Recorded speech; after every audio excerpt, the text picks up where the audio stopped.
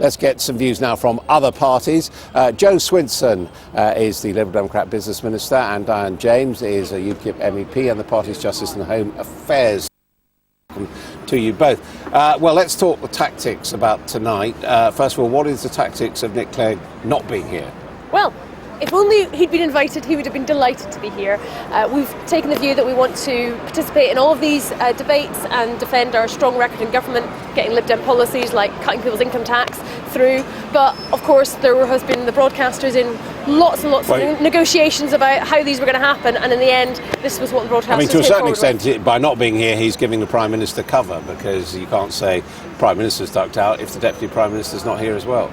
Well, Nick wanted to be here. It wasn't you guys, because this is the BBC doing this one tonight, but it was the broadcasters that didn't invite him. Diane James, the only figure on the right, I suppose one could say, of the five on the stage tonight.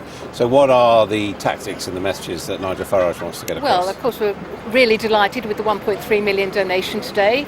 That comes 24 hours after a very, very successful Have you seen election. the colour of the money? Have you got the cheque? Well, I haven't. I haven't. You're quite right to ask me that question. But on the basis that we saw Mr. Desmond looking extremely happy and pleased with himself and making the donation on TV, I've got no doubt at all that it hasn't happened. OK, so what about tonight then?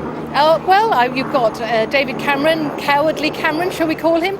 Couldn't come here this evening. And despite what Joe says, Nick Clegg, has he been prevented from coming because he doesn't want to talk about the failures of the coalition government? OK, so once you've abused the people who aren't there, how do you deal with the people who are there? Well, it's going to be a straightforward debate, I think, between UKIP and the others this evening, which is our general election manifesto, fully funded, authorised, if you like, scrutinised, if you like.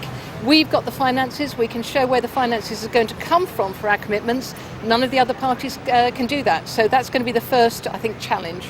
I mean, there are some people who've switched from the Liberal Democrats to UKIP because they like to protest, and in a sense that was the big mistake you made going into this coalition, wasn't it? No longer a party of protest. Well, why do you get involved in politics in the first place? You get involved in politics to change things. And to win votes.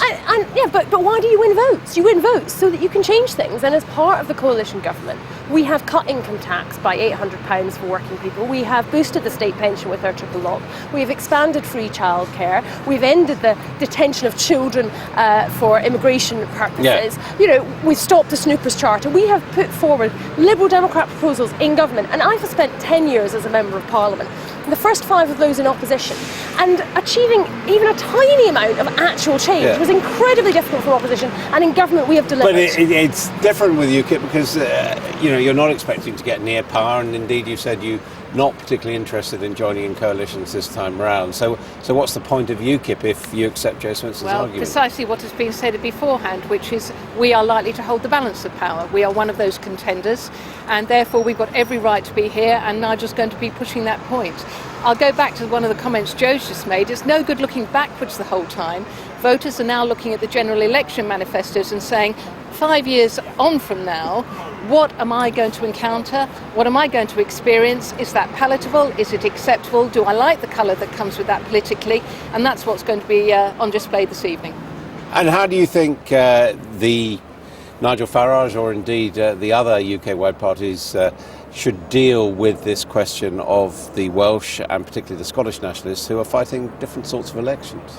Well, I think this is, as Diane says, this election is about who you want in those positions of influence. And given that most of the polls are now pointing to the fact that it's likely that no one party will be governing alone, it's about who you want to be governing alongside them. And do you want for example, Conservative-led government dragged to the extreme right by UKIP, or do you want to have a Labour government that is just going to borrow recklessly and then drag to do more so by the SNP? Who's the bigger enemy for UKIP? Is it Nicola Sturgeon or is it Nigel Farage? Goodness. Not Nigel Farage, sorry, Ed Miliband. Try that one again, shall we? Yeah. Well, we've made our point. We're not going to go into coalition with anybody. We've said we'll do effectively a supply and demand support arrangement in Parliament. That's what there is to play for. And there are going to be, I'm sure, votes, certainly in the first 6 months of whatever government is in place, where there's going to be items that are going to really, really challenge the partners in whatever government is in place. OK, thank you both very much indeed. It's